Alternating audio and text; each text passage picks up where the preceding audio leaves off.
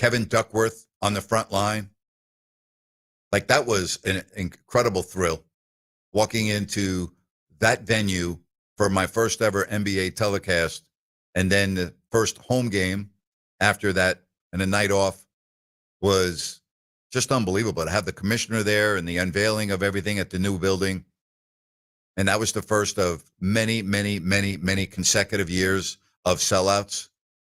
It was special. Even though the team stunk, it was such a special time. And the team was bad. You know, I mean, let's just not kid anyone. The Kings were terrible. But just all the friendships I made. I remember interviewing Vinny Del Negro as a rookie out of North Carolina State on the blacktop outside the practice facility at Cosumnes River College. And by the way, the Kings were practicing in many different venues because they didn't have a practice facility. They'd be at the Salvation Army. They'd be at a high school. Sir, I'm not exaggerating. I mean, it was unbelievable. And I remember talking to Vinny Del Negro, who would end up being a really good friend of mine. And we used to play tennis all together. And it was funny because I shouldn't tell this story, but I'll tell it anyway. So Vinny and I had the same car in the same color. All right. We had my dream car back then was a Toyota Supra. And so when I got my Supra, Vinny had a Supra. And I don't know if you remember the configuration of Arco and around Arco, but you could actually have had a street race there. And I remember racing our Supras around the parking lot structure. There were no other cars out there. It was just me and Vinny. And we had a lot of fun, but then we would play tennis together. And Vinny and I formed a really good friendship. And then he was traded to San Antonio, and his success, you know, as an NBA head coach and broadcasting. But there's just so many great memories of the early years. Back then, Kenny Smith, Joe Klein, the first ever draft pick. To this day, I'm very good friends with Joe. Had him on my podcast. Love Joe. Lives in Arkansas. Like, if you don't like Joe Klein, something's wrong with you. Joe's just a good old country boy. Just a great, great person. And you heard Spud Webb on the show with me a couple of weeks ago. Being around Spud, being around Tizzy, and just throughout the decades of covering this franchise for 40 years, it's special. But what makes it special is you. What makes it special are the fans. What makes it special are the loyal fans, generational, right? I mean, you are now taking your sons and daughters to the games when your dad and mom took you to the games, right? Special memories. I have run into so many people that were at the games as little boys and little girls that are now married with their own families and sharing that experience with their children. It's freaking great. I love it. And the one thing about this fan base, I'm not so sure if I ever will see a moment where the fans just stay away. I mean, it would have to get really, really bad. And I'm a little nervous right now about the future of this franchise. I'm being very open and honest with you because of the owner. And it's been embarrassing. There's just no other way to say it. It just is embarrassing. And we talked about the story in the New York Times about Angelique Ronadive and what went on with the Stockton Kings and the firings of all these general managers and coaches, and then hiring a coach before you hire a general manager. And we could just go on and on and on. And I worry about the future because the fans deserve so much better. The fans deserve a perennial playoff team. And we thought that we were there 3 years ago with the 48-win season. And that's still the only playoff appearance that the Kings have had since 2006. And when I take phone calls, whether it's here or whether it's on my podcast with Rhino, like, I'm not hearing a lot of optimism. I'm not hearing the optimism. And I get it because I'm not optimistic about this team. I just think they don't fit. The pieces of this puzzle don't fit. And I'm with Rhino. I'm giving Scott Perry 3 years because I think it's fair to give him 3 years. And I think he's off to a good start with the drafting of Nick Clifford and Max Reynaud. And I think that's a good start. Although I don't have a crystal ball, I don't know for sure how they're going to do, but they both look like they're going to be able to play in the NBA. And so that's a real positive. But the pieces just don't seem to fit right now. And will Perry be able to build this team the way he sees fit and the way he wants to, and give this organization a chance to succeed? And that's really what I want. I want to see this organization have a chance to succeed. And right now, I don't know if it's there. Matter of fact, I would say it's not. I don't see this team succeeding this year. I hope I'm wrong. I've been wrong before. I can be wrong again. All right. I didn't pick the Kings to win 48 games 3 years ago. I can tell you that. A lot of people think the Kings are going to win in the mid-30s this year. We just talked about a story with John Hollinger last hour. Rhino and I talked about his prediction for the Kings this year and a 36-win season. And many others now have the Kings going under their over-under total of 34.5, particularly now that Keegan Murray is going to miss probably ballpark figure the first quarter of the season. That's significant because you lose a guy that is your best defensive player, period. That's not even debatable. It's not arguable. You don't have anybody that can guard the way he guards, particularly on the front line. You just don't. That player does not exist on your roster. And you look at the schedule that starts a week from tomorrow, and after the first 3 games of Phoenix, Utah, and the Lakers, get ready. You better fasten that seatbelt tight because you're playing the best teams in the NBA and the best teams in the Western Conference over a 1-month stretch, including 3 times with Oklahoma City, 2 times with Denver. You're playing the Warriors. All the big boys are coming in November, both home and on the road. And boy, without Keegan Murray, it is not looking good. But who's going to step up? Who's going to fill that role as we get ready to start year 40 in Sacramento? Year 40. Man, does time go by quickly. And I was not here in 85. I moved here in 87. And I experienced the first year in the old building with the star of the team being Reggie Theus. Boy, did Reggie play the game hard with flair. He was so good. Great guy. Used to hang out with Reggie at Confetti's on Arden Way. The only place to hang out in Sacramento was Confetti's. That there was nowhere else. You had 2 choices to eat. Fridays, TGIF Fridays, and the Pepper Mill. And the only place to hang out was Confetti's. No other. No other. Man, this message. I grew up a Lakers fan, but a Kings fan for 40 long years besides the mid-'80s. Good for you. Thank you. Saying welcome back to Sacramento. It's great to be back. Great to be back. Don't forget, coming up, Sean Salisbury. We're going to talk college. We're going to talk the NFL with Sean. I've got Grant's Rant coming up at 5 o'clock. Can't wait to see what Rhino has for me.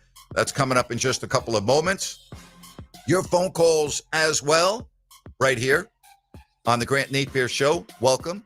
You can also text me at 916-779-0929, whether you're listening on 104.7 FM, 890 AM, the Fox Sports KSAC app, or YouTube, the Fox Sports Sacramento channel.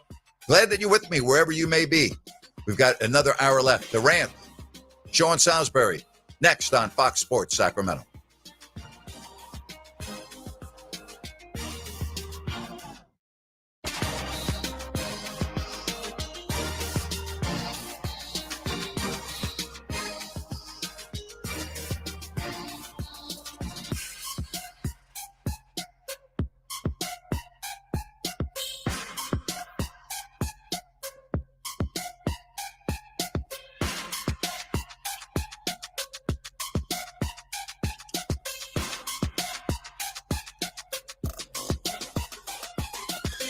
Fox Sports traffic as we take another look at the roadways. Got some problems on the Cap City Freeway westbound right on the approach to El Camino Avenue. Shoulders blocked off there. Got some heavy rush hour delays on the Cap City Freeway in between El Camino Avenue and Exposition Boulevard. Put an accident in there. Give yourself that extra time. I-5 northbound, southbound in between Top of the Town Freeway and US 50. Also extremely busy with rush hour delays in US 50 anywhere from Howe Avenue out to the I-5 interchange. With twice an hour traffic, I'm Andy Bass for Fox Sports Sacramento. Hi, it's Margot from Bennett's Restaurants. At Bennett's, it's all about bold flavors and fresh handcrafted food served with genuine hospitality. Craving prime hand-cut steaks? We've got them. Fresh salmon, halibut, or giant Mexican prawns? We've got those too. At Bennett's, we serve premium seafood and steaks in a relaxed setting. Whether you're joining us for a special night out or a casual bite, we'll treat you like family every time. Find us in Sacramento, Roseville, and Rockland. View our menus and make a reservation at bennettsrestaurants.com. Hey, come on in. Guys. Hi, Jack. In our subdivision? Yeah, I saw your Suburban out front, so I thought I'd see how your kitchen and bath remodel was going. We're delayed. Oh, watch your step. Waiting on subs. Contractors? Yeah. Oh, so you didn't go with Kitchen Mart? No, why? What? Nothing. That's just why we went with Kitchen Mart. They don't use subs. No subs? No subs? You know, with the exception of something very specialized, Kitchen Mart does everything in-house so they can finish on time and on budget. So your cabinets, Sub. countertops, Sub. plumbing, Sub. drywall, Sub, electric, sub. and your contractor pulled permits, right? That's the law. Was he supposed to? Well, You mean supposed to? What'd I say? Sub. Sub? sub. Remodeling your kitchen or bath? 20,000 ecstatic customers agree. No subs means Kitchen Mart's in-house designers, craftsmen, and installers do it right and finish on time and on budget. Kitchen Mart, with 2 showrooms in Sacramento and Rockland. Call 362-7080 or go to kitchenmart.net for a free home appointment. Kitchen and bath, no one does it better than Kitchen Mart. The most trusted name in kitchen and bath remodeling since 1976. I'm Dan Patrick, and this is Above the Noise. Quick turnarounds are all the rage in today's NFL. Everybody wants to be the next Commanders, a team that struck gold with Dan Quinn and Jaden Daniels, turning chaos into contention just about overnight. But not every franchise can catch lightning in a bottle. Some rebuilds take time. Just look at what Dan Campbell's done in Detroit. It wasn't instant. It was patience, discipline, and you had growth. The Titans, they're learning that lesson the hard way. This is a franchise that's been spinning its wheels for over a decade. Cycling through head coaches, GMs, quarterbacks. It's an annual tradition. Mike Munchak lasted 3 years. Ken Wisenhunt, 2. Mike Mularkey, 2. Then came Mike Vrabel. He was great. The Titans chased him out the door. His replacement, Brian Callahan, went 4-19 before getting fired. At some point, ownership needs to realize you can't build long-term success when you keep hitting the reset button. Maybe it's time Tennessee prioritizes stability. I'm Dan Patrick, and this is Above the Noise. High quality meat, unbeatable freshness, and a family style commitment to care. That's the Heartland difference. Heartland Steak Co. is your go-to source for premium Midwest meats, delivered straight to your door. Whether you're hosting a backyard barbecue, planning weeknight dinners, or giving someone the gift of Midwest flavor, Heartland Steak Co. is perfect for any occasion. Hand cut and hand picked from the Heartland. Our premium selection includes USDA prime and choice beef, all natural pork, chicken, and more. Save time and money with easy online ordering and expertly assembled specials, grill master packages, freezer-filled bundles, holiday gift boxes, all flash frozen for peak freshness. Go to heartlandsteakco.com, get 2 ribeyes with a purchase of $150 or more. Use code FOOTBALL25. Heartland Steak Co., your one-stop shop for straight-to-your-door Midwest meat. Taste the Heartland difference at heartlandsteakco.com. Again, use code FOOTBALL25 to get 2 ribeyes with a purchase of $150 or more. The voice of Sacramento sports is back. Hear Grant Napear every weekday beginning at 3 right here. KSAC 890 AM Olivehurst, K284CM 104.7 FM Sacramento. It's time for Grant. Yeah, let's do it, Rhino. What do you have for me? Napes, I am sick of Giannis Antetokounmpo and his act in Milwaukee. First off, the guy's only played 1 postseason in the last 3. Am I going to stay? Am I going to go? And now he comes out today, even though the Bucks have signed another one of his brothers to a 2-way deal, and says, well, I think I want to finish my career overseas. Giannis, why don't you focus on this year? Second, it's National Be Bald and Bold Day. Yes, be bald and bold, Grant. So I was thinking a nice polite rant nudging our fellow guys out there who are paying for a full haircut, but only getting half of their head cut. Come home, gentlemen, and be bold about it. Last but not least, the Broncos, the first team to play overseas and not get a week off. So I'm doubling down on Paul Allen's comments about the overseas games. They will be playing in a Pacific time zone game without a week off. All right. Well, my rant is very simple. Why do we need to have a freaking day for everything? I mean, I understand Mother's Day. I understand Father's Day, right? But why do we have to have a day for everything?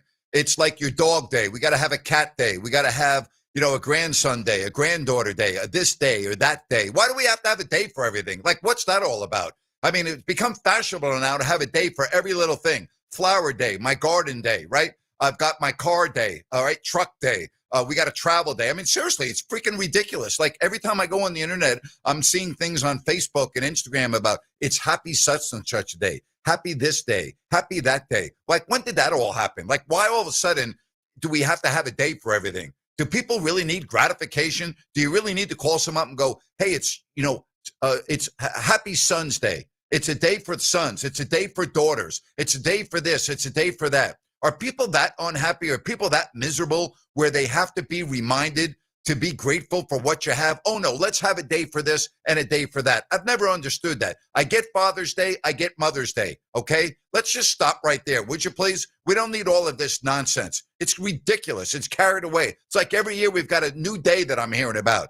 Get a freaking life. That's my message. And that's my rant for today. All right, each and every Tuesday during this time, it's great to talk with Sean Salisbury, and he joins me right here. Sean, how you doing, buddy?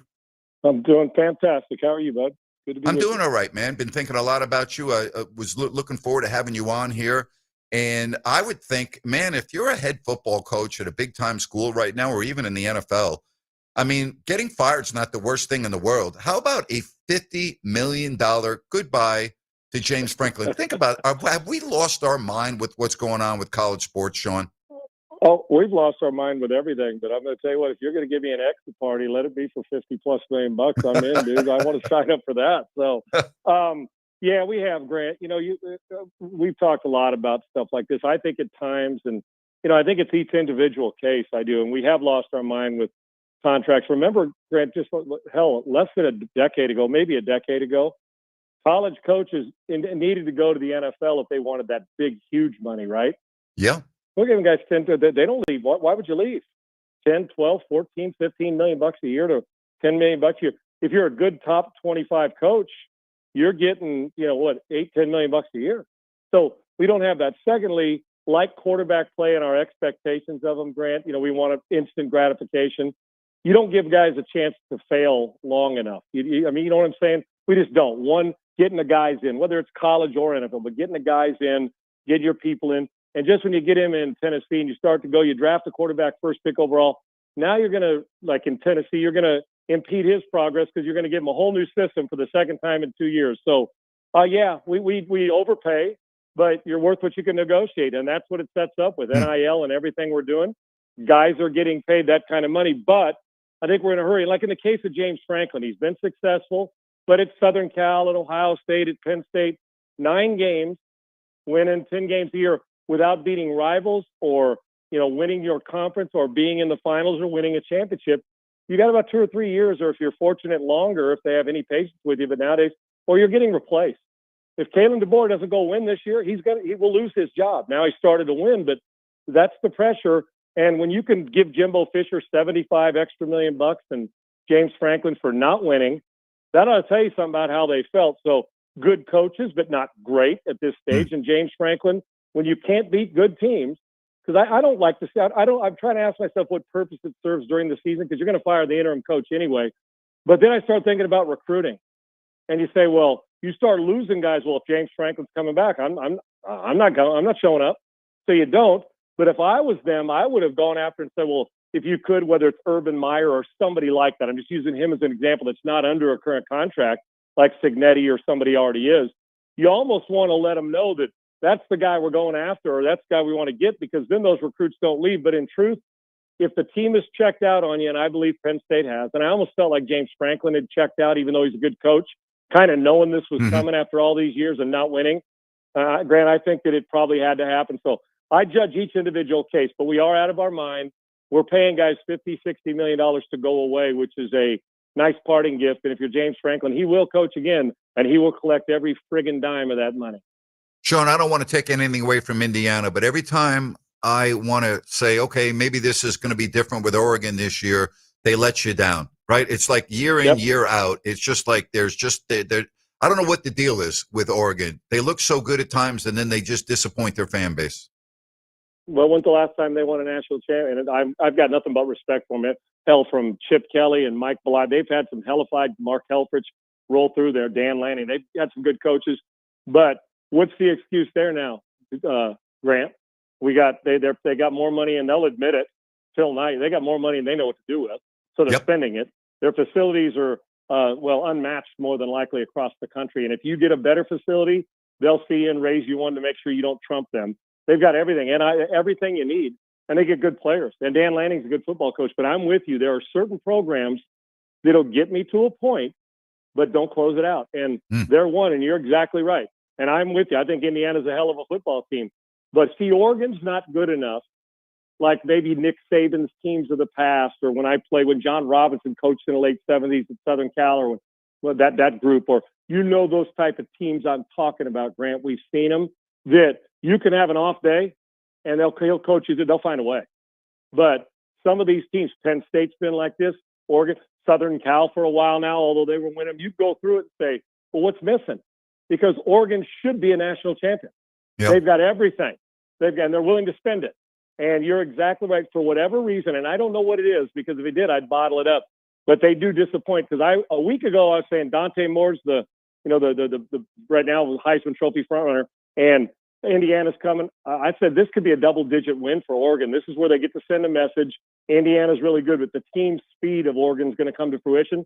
And I'll be damned, they don't just get beat. Indiana put it on them. So there's and maybe it's that physicality. Because you know how I feel, Grant. I'm a stickler for finesse teams don't win championships at any level. They can get by games, but they don't win them. And we kind of look at Oregon as finesse, team speed, pretty uniforms, well coached, but something short. Now look at the two teams in the NFL this year.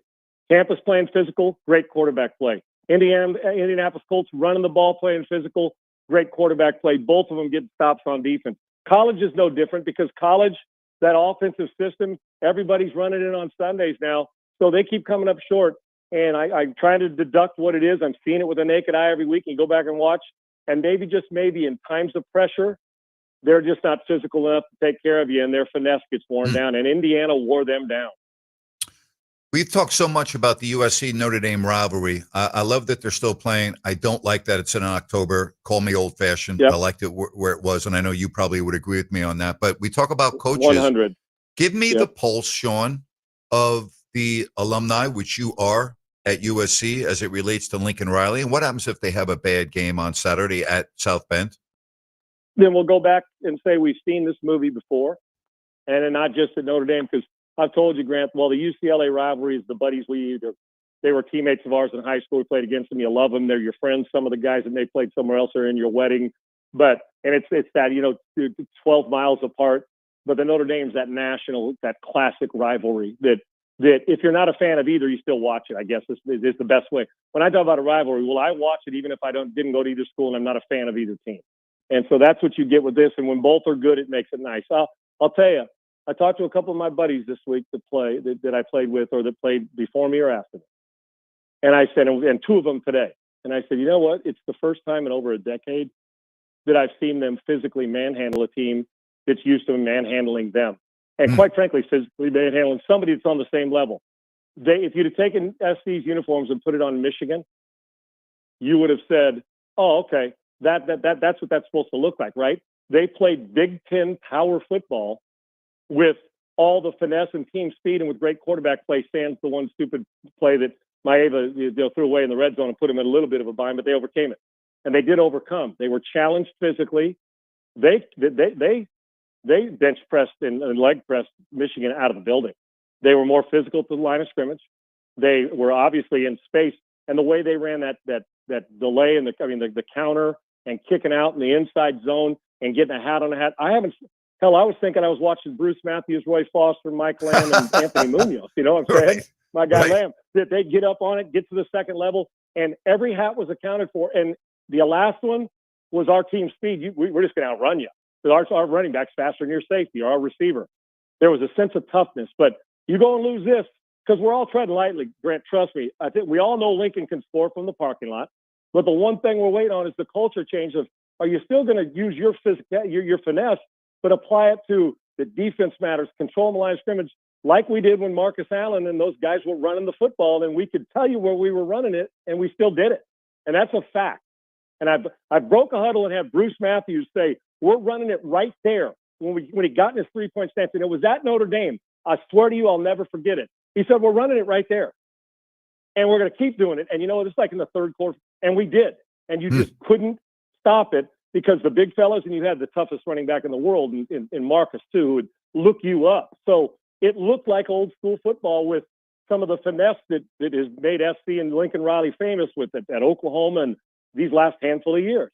But that's the way alumni want to win, because that is when you're getting in a game when they're just as finesse and as fast as you crush them at the line of scrimmage. And we dominated the game physically.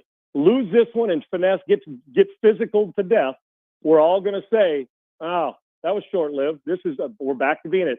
If they go on one of these where they do this to Notre Dame and they play physical the next 2 or 3 weeks, Grant, just maybe, it'll be the first time conversations will consistently take place about maybe the culture's changing, and he finally understands that you can't win a national championship just throwing the ball all over the parking lot. And there's a different mindset. We had some tough SOBs getting after it. I loved it because the balance too. At one point it was like 180 some yards rushing, 180 some yards passing. I'm like, now this looks like a damn football team. And I was raving about it. I'm treading lightly, but the talk is, show me again. We know how brilliant he is off the line. The talk is, let's see it again. And they're going to be tested this week, and it's going to challenge them. And I, quite frankly, can't wait to see it for the simple reason is, can you do this 2, 3, 4 times in a row? Great teams sustain it. Finesse teams and fake teams don't. We're going to see real quick. And the reason why, Illinois hammered us doing it, right? Then we get that, and we come back and hammer Michigan. So there's still that, okay, who are we? And so we're sitting on the fence a little bit. Who are we? I think after that, we better damn well know who we are, and that better be the way you approach this week against Notre Dame, because they're going to hit you in the mouth, I assure you. Talking with Sean Salisbury. Sean, before we talk NFL football, you're a free agent now, but people can check you out. I know every day you're doing a show on Rumble, and I always get compliments. Oh, we love Sean when he's on. Sean's great, but they can listen to you every day. Give people an idea how they can find you. What's the best way for them to check your work out? YouTube, iTunes, every place you go, whatever, Spotify, live on Twitter, Instagram, wherever it is, you'll get it. It's 12 o'clock Central every day. It's 60 to 90 minutes, depends. And it's called Unpaved, and it's on Rumble's platform, but you can get it on all of them, and you can hear the podcast. We go live, and Grant, we're so close. I mean, the quantum leaps we've made since we started the show 7 months ago, not only with advertisers and the great feeling. I'm as giddy about this show as I've been about a show I've been in a long time, because podcasting and the way it is in people's attention span, you can do great work without throwing stuff against the wall. Yep. That I think we're craving that back again. That everything I say on that show, like I do on yours there, and my co-host, is what we believe. We're not doing it because I didn't do this to build a brand. If the brand comes from it, great. I did this because I'm craving national work that's fun, that makes you laugh, that entertains you, that includes, fans and the rest of it, and is interactive. And we're building a new studio that's going to be rustic and throwback vintage. And it's going to be, and I can't wait, but it's entertaining and we're fun. And we just tell the truth, and we'll laugh and we'll joke and we'll talk a little bit of politics, a lot. And you're your own boss. That's right. And I control the content. We got phenomenal support advertising, people coming in. And I want people to feel like they're sitting around with us, man. And that's what we've created with this. And we are a couple elements away from being exactly where I want to go, but we're constantly, fiddling and doing it. But when you come to us, you're not going to get, he doesn't even believe that. That's just not going to happen. So I appreciate you letting me say that. But you can go there and you can catch me at Sean Unfiltered, and all the stuff's on there. Go watch all I say is tune in one day. And if you don't like it, don't come back. But I think you'll see that it's what we're craving back again as we go back, that we just want good sports, entertainment, laughs, jokes with people who know what they're talking about. And then we get great interviews from Chipper Jones and guys that come on in. So I think it's needed. And I like you do your work, Grant, and I do get to control it and my own boss. And that's the way to do it. You just think, why didn't I start doing this 5 years ago or 10 years ago? But I'm elated with it, and you know my passion for it. I wouldn't do it if I didn't love it, and I love the fans. So, Sean, let's talk about the Buffalo Bills. You know, when I watched them get the gift with the Derrick Henry fumble in Week 1 on Sunday Night Football, it was very apparent to me that defensively they had some issues. And watching them every week, I just don't see their defense being good enough to really compete in January. Do you agree with me on that? yeah, right now I do. And 3 weeks ago we said they're the best team in the league, right, Grant? Yeah, what's great. But here's who they beat: the Saints, the Dolphins, the Jets, and who's the one other team that they beat? They got beat by New England. Yep, they got beat by New England. They lost to Atlanta last night. Yep. Atlanta last night, and they have one more win. Put it this way: of their 5, well, they beat Baltimore. Wins, they beat Baltimore in Week 1. Yeah, the Baltimore team that isn't as good as we thought. Now they had their guys, but they didn't play well in the first game. Nope. And the other 3 teams are going to be picking the first 5 picks of the draft. Yep. So who you want to know who Buffalo is? Beat somebody good. You got beat by New England. You went on the road, and Atlanta manhandled you. They got after the quarterback. And you know my affinity for Josh Allen.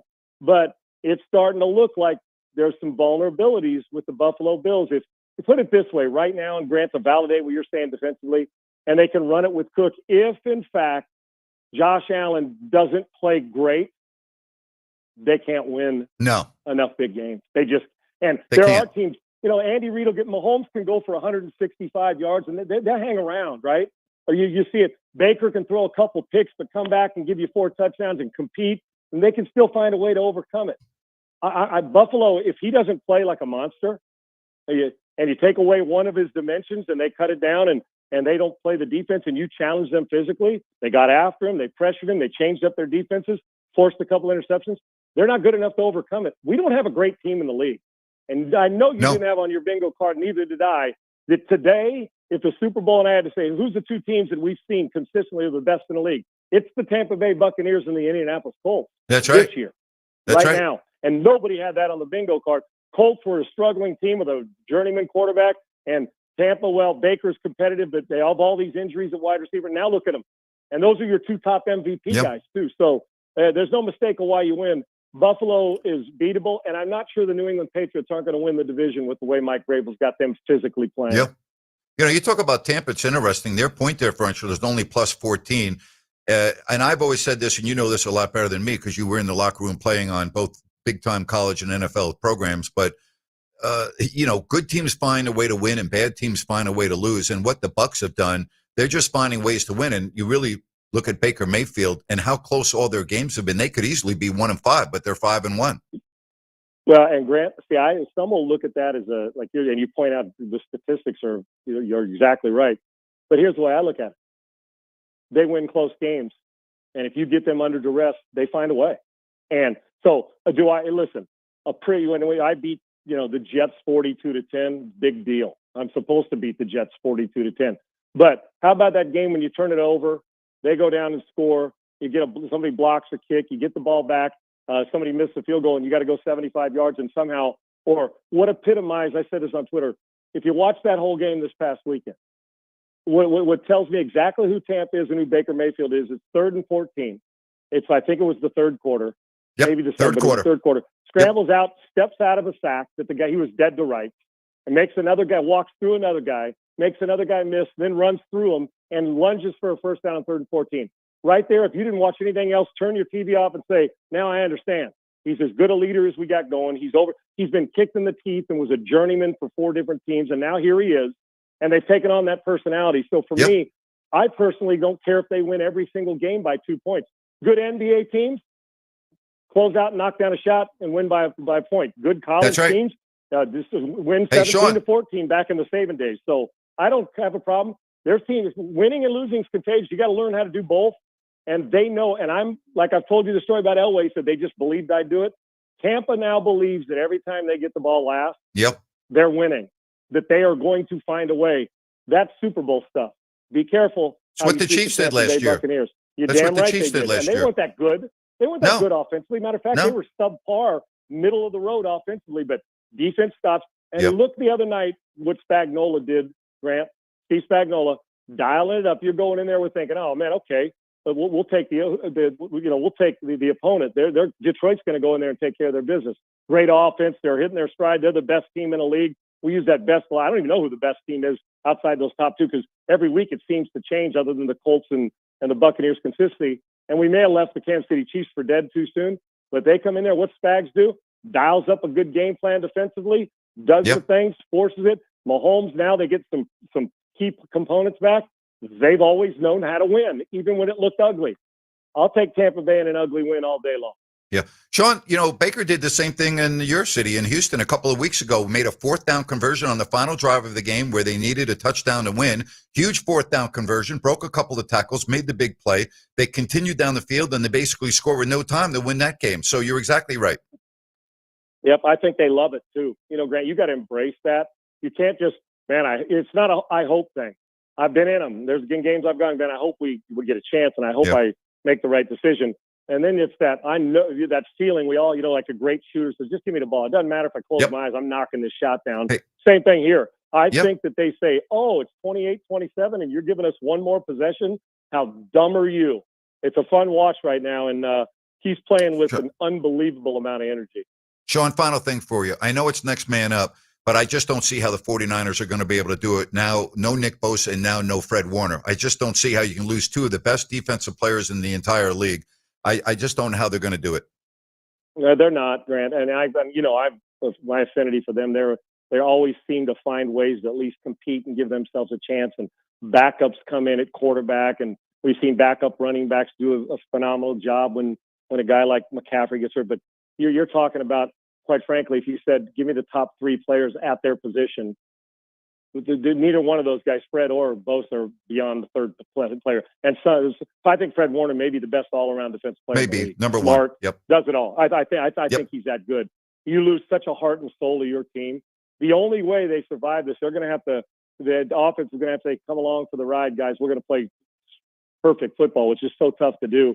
But secondly, if they got to be active. If they think they're a Super Bowl team, you have to be active and overpay at the trade deadline to go get a Trey Hendrickson to replace Bosa, or go and get Max Crosby with the Raiders and give.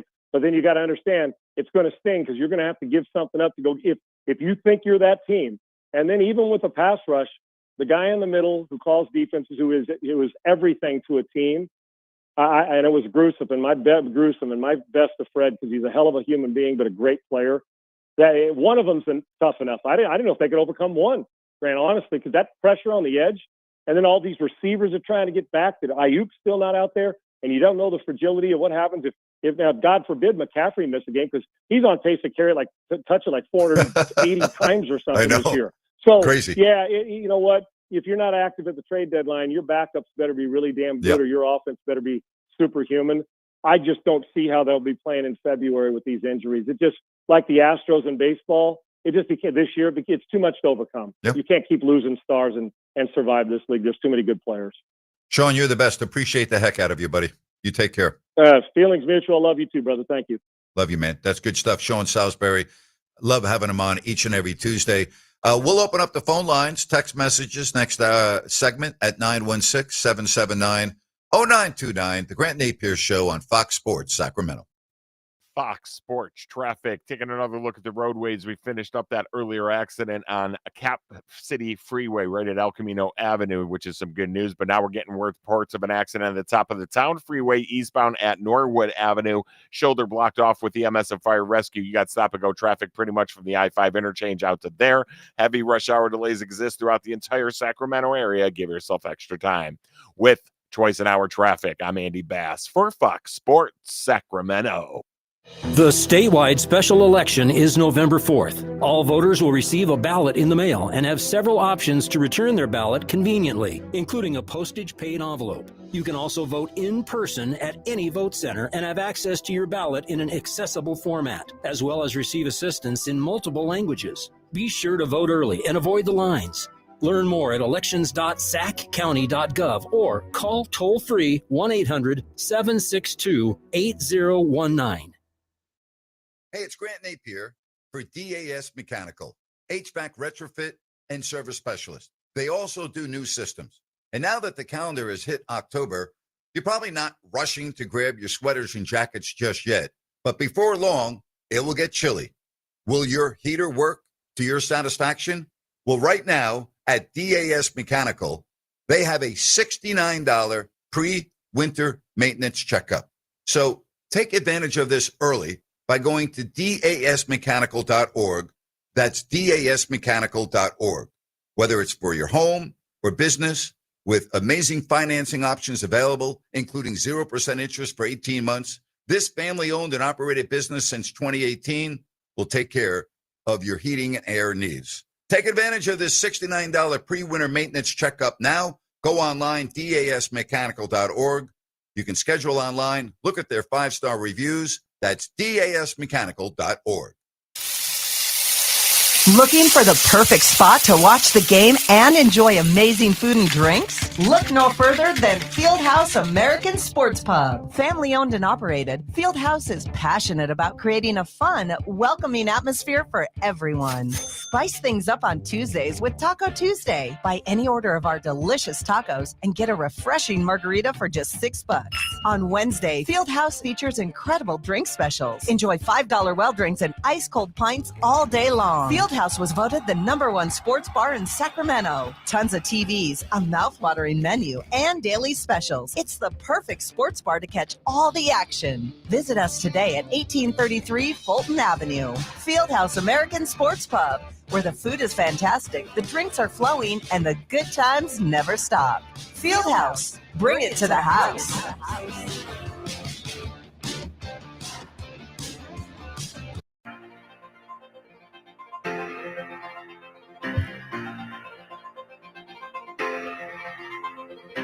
Love talking with Sean Salisbury.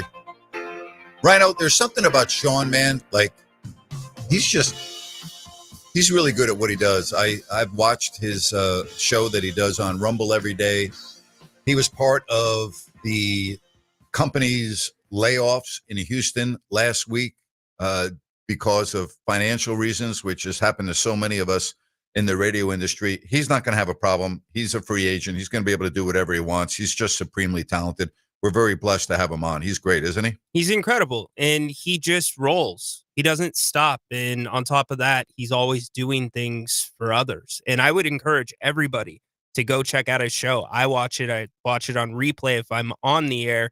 It's incredible. If you want good content, unfiltered, it's great stuff. Love Sean.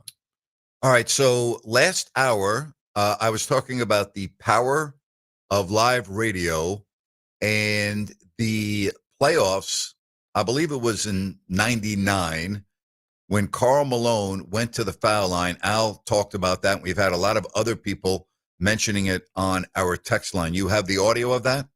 I do. Here you go. Jason Williams into the game now as John Barry sits down, and Karl Malone goes to the free throw line, looking for his first points. That's his first point of the game, and tomorrow night. Wow, that's unbelievable, man. Grant, I'm not kidding you. I had chills. That's not just a couple people. No, it was the whole arena. Yes. Again, it's the power of live radio. There's nothing like it. And I talked about that on my radio show the afternoon of the game from the courtside at Arco. How about that? Is that unbelievable or what? It is. I'm going to take it a step further. It wasn't just a Sacramento thing after that. As they continued through the playoffs, other cities were chanting. Yeah, it's amazing. Amazing. All right, so you gave me a rant idea, and I'm going to tell you that I disagree with your comments on Giannis Antetokounmpo. I think you're wrong here, and I'm going to tell you why. Okay. First of all, about him being in the playoffs or not, that's not really, guys, first of all, players don't get hurt on purpose. I'm stating the obvious, okay? So it's not like he dogged it. He was legitimately hurt when he couldn't play. That's number one. He's already brought a championship to the city of Milwaukee.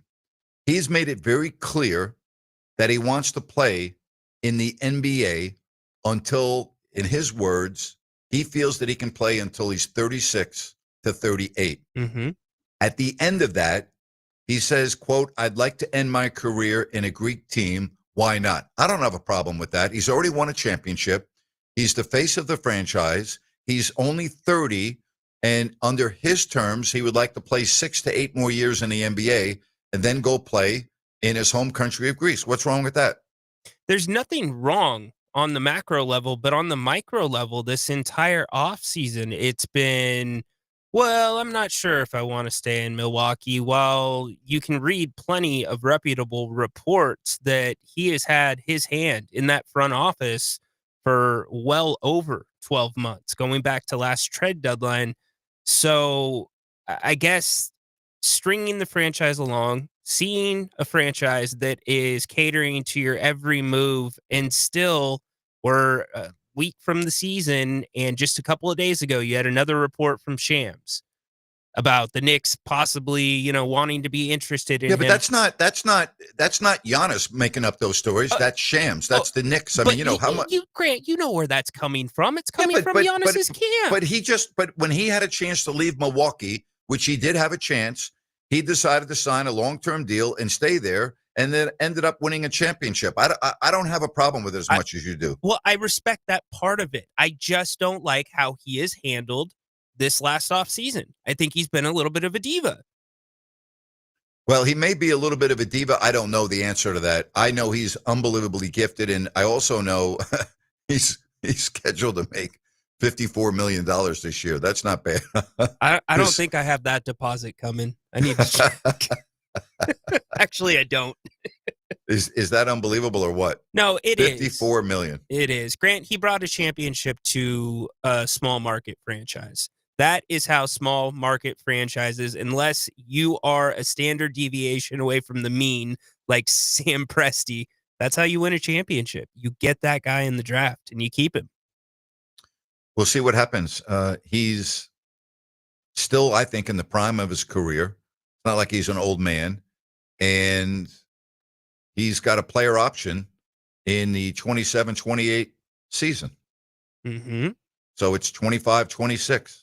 He signed with the Bucks when he could have paved his way to get out of Milwaukee and ended up committing to the franchise. So I don't have a crystal ball any more than you do. But if I'm a fan of the Milwaukee Bucks, like Giannis Antetokounmpo has already given me something that I'm going to cherish for the rest of my life.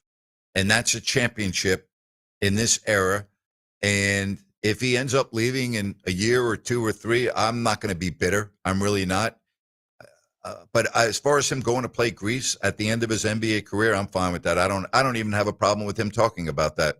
But maybe I'm just in the minority there. I could very much be in the minority. It feels like, so the one positive about the De'Aaron Fox stuff here, saga, whatever you want to call it, that happened quickly, is he could have led this franchise along and had no intention of re-signing. And to your point with Giannis and his option, if you're getting any indication that he is going to opt out, you have to get something for him. Yes, I agree. Which would be at this deadline. And this Milwaukee Bucks team this summer has bent over backwards with his suggestions. And publicly, he was involved, per very close sources, in Dame being released. And Giannis says, I have nothing to do with it publicly. So maybe he'll end his career in Milwaukee. Who's to say he's not? Well, okay, maybe he will. I'm just saying that the franchise, for a small market franchise, this summer, they have bent over backwards. And you still can't get a commitment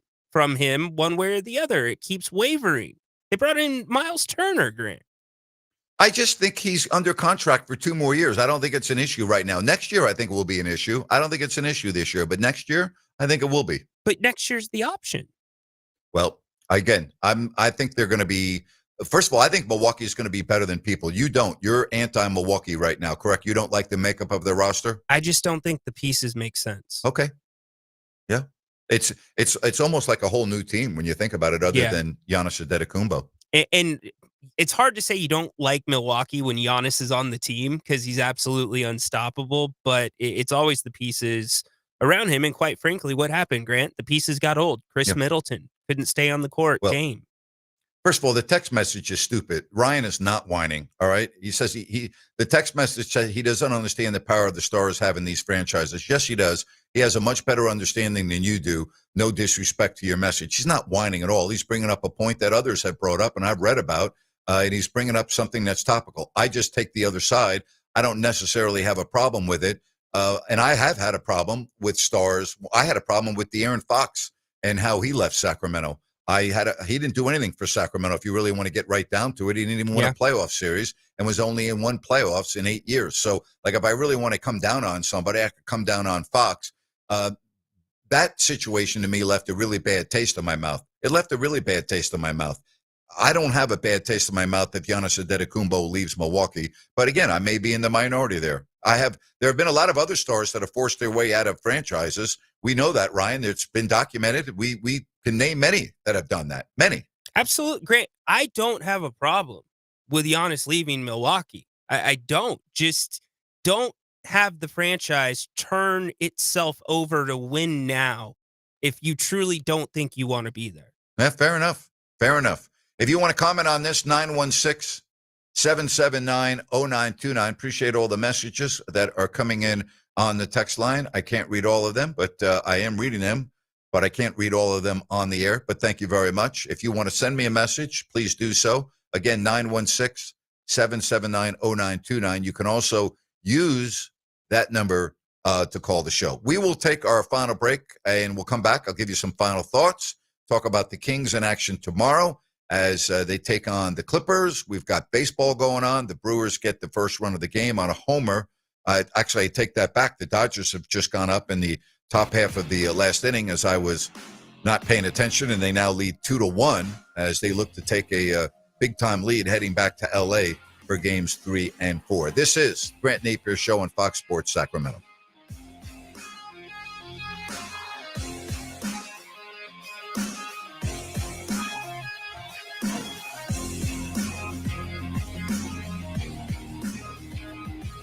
Fox Sports Traffic. One final look at the roadways. Officials remain on scene of that earlier accident. I-80 eastbound top of the town freeway right at Norwood Avenue. Shoulder blocked is where you're going to find that. Stop-and-go traffic pretty much from El Camino Avenue out to there. Cap City Freeway, even though those accidents have been wrapped up, you're still dealing with some heavy rush hour delays in between top of the town freeway and the US 50 interchange. And US 50 also extremely slow anywhere between Howe Avenue and I-5. With twice an hour traffic, I'm Andy Bass for Fox Sports Sacramento. Looking for the ultimate night out? Welcome to HQ Showgirls, Sacramento's premier adult gentlemen's club. We're the only topless club between Reno and San Francisco serving alcohol, beer, wine, and champagne. All inside over 6,000 square feet of pure excitement. Planning a party or a VIP night? Call our VIP manager now at 916-389-0199 to book your table. Come experience the energy at HQ Showgirls, 851 Richards Boulevard, Sacramento. Open 9 p.m. to 3 a.m. Sunday through Thursday and until 4 a.m. Friday and Saturday. Visit HQNightclub.com, where the night begins and never stops.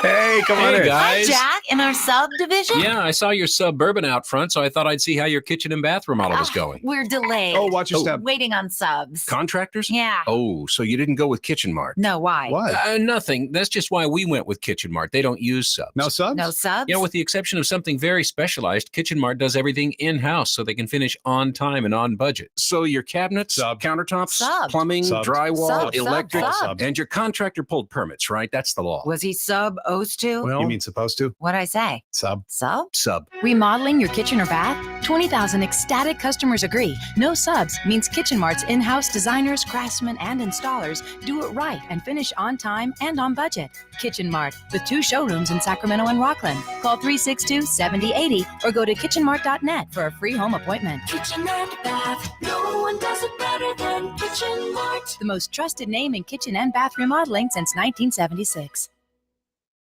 Hey, it's Grant Napear for Village Financial Group. I have known broker owner Spencer Grimmenstein for 25 years, ever since he began his family-owned business. Whether it's a home equity line of credit or buying or selling a home, Spencer is a very creative financing specialist with access to private money. Check out Village Financial Group at bfgloans.com or call Spencer at 916-805-4868. Be sure and call for the investor special. And if you go to their website, vfgloans.com, you can find over 9,000 properties available for purchase. Folks, Spencer is awesome. Trust me. Again, I've known the guy since 2000. It makes sense to call Spence at 916-805-4868. Village Financial Group, looking out for your best interest. Call 916-805-4868. Hi, it's Margot from Bennett's Restaurants. Looking for the best happy hour in town? Head to Bennett's, where every day from 2 to 6, you'll find flavor, fun, and serious value. Enjoy over 10 wines by the glass, country club-style cocktails like lemon drops, skinny margaritas, and crave-worthy share plates. Short rib tacos, chicken wings, calamari, and more, starting at just $6. It's upscale without the uptight. 3 locations, Roseville, Rockland, and Sacramento. Join us today or check out the menu at bennettsrestaurants.com. Hi, I'm Ryan Blaney, a third-generation race car driver, and I dedicate a lot of my time going fast. But when my grandpa was diagnosed with Alzheimer's, it was a very unexpected bump in the road for us. It's important to notice if older family members are acting differently or having trouble with routine tasks. Early detection of Alzheimer's can give your family time to explore support services and access available treatments. If you or your family are noticing changes, it could be Alzheimer's. Talk about seeing a doctor together. Visit alz.org/time-to-talk. A message from the Alzheimer's Association and the Ad Council.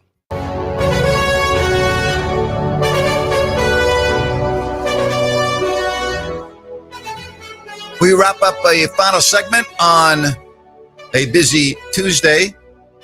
Kings in action tomorrow, taking on the Clippers. Bob Papa is going to be my guest, the longtime voice of the Giants, and I want to talk to him about the phenomenon in New York that is Cam Scatterbo, Rio Linda's very own, of course, Sac State before Arizona State. I'm going to get Bob's take on Cam Scatterbo and Jackson Dart. That is coming up tomorrow.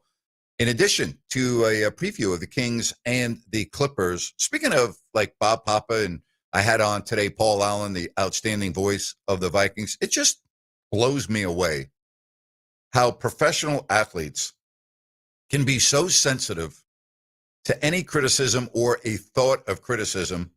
And many athletes don't care. But then there are those Kevin Durant's of the world. And I'm really hoping that Caleb Williams is not in that category, the quarterback of the Chicago Bears. So last night, Monday Night Football, right? Joe Buck, Troy Aikman on the call. And the Bears jumped out to a lead of, 13-0, right? Then Williams led the Bears on a game-winning drive. We saw the fumble by Washington and Jaden Daniels. The Bears have now won 3 in a row. And I guess during the game, there was a play of Williams throwing a touchdown to DeAndre Swift, right? It was a fourth quarter, and it was along the sideline, a bad tackle, and a long touchdown. And he called the touchdown, he used the word luck, all right? So now Caleb Williams has got a problem with what Troy Aikman said. I mean, seriously, even the lead sports talk station in Chicago didn't have a problem with Aikman's analysis of Caleb Williams early on in his career. Can we calm down a little bit? Stop being so damn sensitive over everything. Here's what I do know. The Bears looked like they were dead in the water. They've won 3 in a row, and they're relevant. And it's been a long time since the Chicago Bears were relevant in the month of October. So just pipe down a little bit. Would you please, Caleb?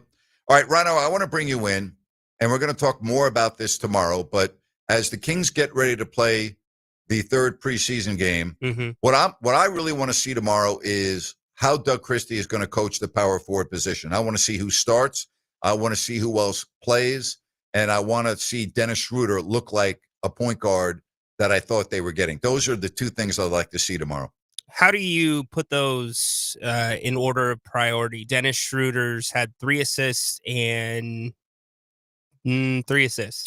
I've seen Dennis Schroeder play for a long time in the NBA, so I'm not really worried about him, even though maybe I should be, but I'm not, just because common sense would tell me that he's going to be fine. But I've never seen Max Reynaud play as a starter, right? There's only been 2 games. If he starts, I want to see if he looks like he belongs, and I want to see if he can guard anybody. Do you think there's any? That's what I want. Do you think there's any way that Doug is considering Max because he's only played him in the fourth quarter in both preseason? Yeah, games? I think so. I think he's considering everything. Okay, he has to. I think he's considering a lineup that you suggested. I think he's looking at everything where you can have Sabonis and Eubanks on the floor. What do you think would have happened right now if they had Valanciunas instead of him being in Denver? If they had that right now, what do you think we might see as a starting lineup? I think you go double big. Me too. But you don't have him. So can you go double big with Eubanks and Sabonis? You can. The other possibility, if you want to go that way, is Dario Saric. And yeah, I don't see that. Well, I saw Doug spending some time with him.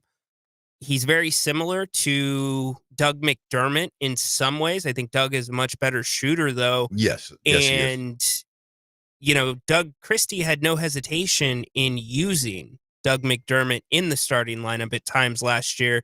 So I think that name crosses your mind. But I do know this. They tried out a couple of different people in that position today at practice, and probably tomorrow about 6:15 we'll have an idea who's going to be on it. Yeah, and they've got 2 games. They've got tomorrow and Friday to iron that out in addition to what they're watching in practice, and then make a decision next Wednesday. And it's not like it's set in stone. You can change the lineup whenever you want. Exactly. But here's what I do know. Whether it's Eubanks, whether it's Saric, whether it's Jones, give me any name you want. Renault, whoever it is. Yeah. Renault. Nobody can do what Keegan Murray does on the defensive side of the floor. Nobody. That much I do know. Well, Grant, tomorrow night, let's say it's any of those combinations, Saric, Renault, or Eubanks. Who's guarding the Clippers' best player? Great question. I know it's not Keegan Murray. Nope. And Right? that's where your mind also jumps to Keon Ellis. He's the closest thing you have to Keegan Murray. They're different defenders, but they're both excellent defenders. True, but they also play completely different positions. They do, but Keon can play a little up, not like Keegan can. Keegan can go 1 through 5. Keon 1 through 3 for sure. Maybe a tiny bit of 4 in certain situations. All right, so I don't know if the Clippers are playing everyone, but let's just assume that they played Harden, Beal, Leonard, Collins, and Zubats, which I doubt that they will, but that would be their starting 5 in all likelihood when the season begins. John Collins is your power forward. Who's going to guard him? Domantas Sabonis. Okay. Who's going to guard Zubats? Eubanks. Yeah, and they know each other very well. They were teammates, but I think Zubats would kill him. Yes, I would agree with that. The being undersized, the length, the play around the hoop, you just don't have a way to alter some of those shots. Then what about, and Brook Lopez is on the floor. If you had Max Renault on the floor, Brook likes to play in the perimeter a lot. That could be a lot of fun. But then would Lopez try to post him up? I mean, there are a lot of options here depending on who's playing for the Clippers. And again, I don't know that.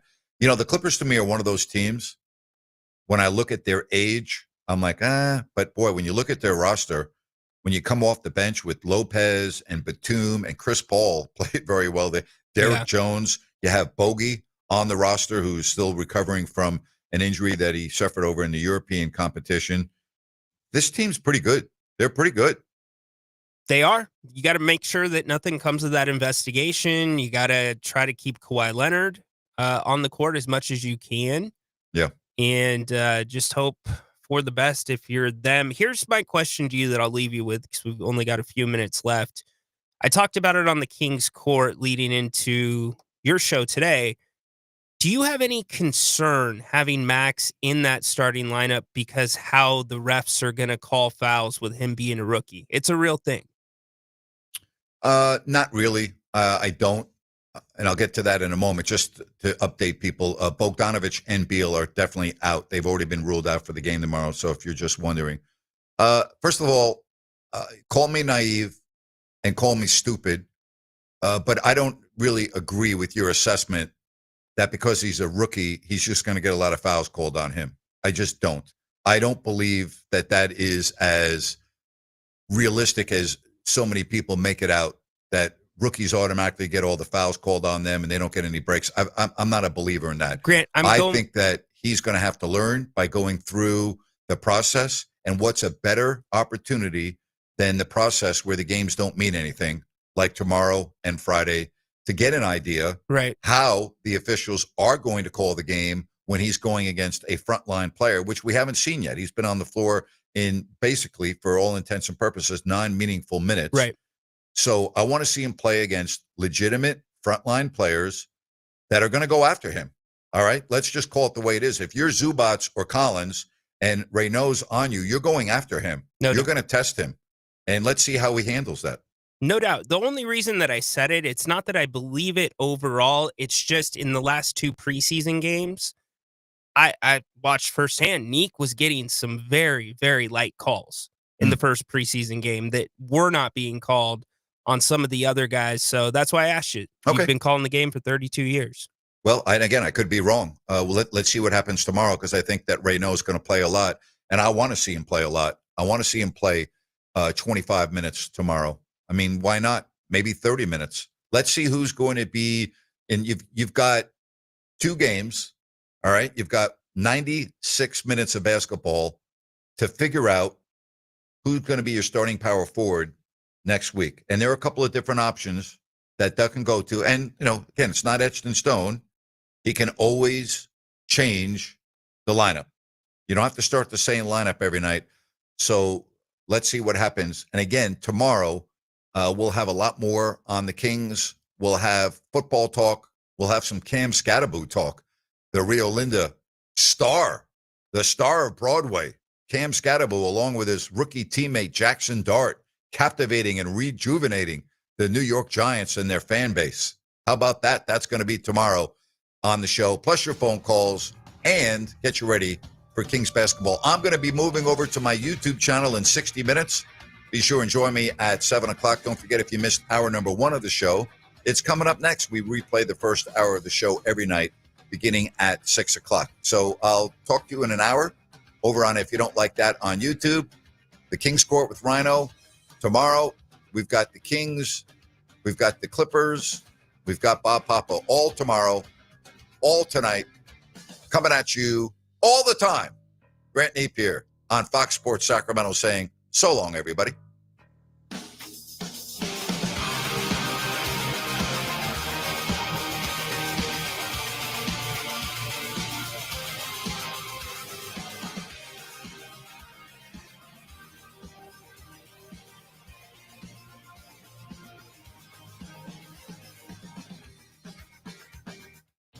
For nearly all of us, our home is our biggest investment. And just as important as what it looks like on the outside is what is happening on the inside.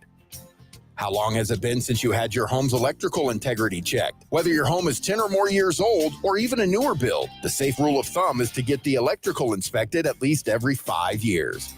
At Gabroods, electrical work is all we do. We're the area's recognized experts. Panel replacements, whole house fans, generators, solar, and more. But home inspections are what we do most often. Whether you have a difficult electrical situation or it's just time to ensure your home and family are safe, call locally owned Gabroods for our thorough 12-point expert inspection. Gabroods, serving our Northern California neighbors for more than 30 years.